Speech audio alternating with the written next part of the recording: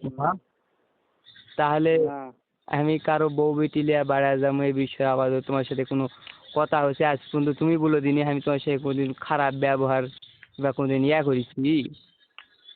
না তাহলে জাহিদুল মামা কেন গোটা বাড়ি ঘর জানা গেছে আর আমি বিশেষ করে মহিলা মানুষের কানে একটা কথা গেলে হ্যাঁ বলে কারবার বিটিক না বইক বলে আমি বলে মিয়া লিয়া বেড়া যাবো এইভাবে এই কথা বলে তুমি বলে আর মামাকে বলছেন জাহিদুলের। প্রমাণ করে দেওয়া লাগবে, খালি খামাখা আঙ্গুল তুললে হবে না। তাই নাকি? যদি জাহিদুল গুলা থাকে যে আমি জাহিদুল বলেছি, তারপর তুমি যা বলবেন শুনবো।